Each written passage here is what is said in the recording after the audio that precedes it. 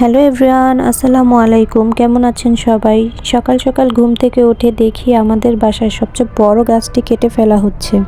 আমার হাজবেন্ড ছোটবেলায় ছোট্ট একটি চারা গাছ এনে লাগিয়েছিল, অথচ আজ এই গাছটা কত বড় হয়ে গেছে, তাই না? তাই এই গাছটি কাটার সময় আমাদের সকলেরই অনেক বেশি খারাপ লাগছিল। আর এইদিকে আমার শাশুড়ি মা আমাদের সকলের জন্য রান্না করছিল। আমি যেহেতু খুব একটা ভালো রান্না করতে পারি না, তাই আর কি মার পাশে বসে মাকে আমি হেল্প করতেছিলাম। তাছাড়া মাও আমাকে খুব একটা বেশি রান্না করতে দেয় না, তাই আর কি মায়ের পাশে বসে মাকে সাহায্য করাই হচ্ছে আমার কাজ। কথা বলতে বলতে এক এক করে মায়ের সব রান্নাই শেষ হয়ে যায়। মা যেহেতু সব রান্নাই করেছে, তাই মাকে বললাম তাহলে সালাডটা আমিই বানিয়ে ফেলি। এইদিকে আমার হাজবেন্ড এক এক করে সকলের প্লেটে খাবার বেড়ে দিচ্ছিল। সে নিজেও সকলের সাথে খেতে বসে পড়ল।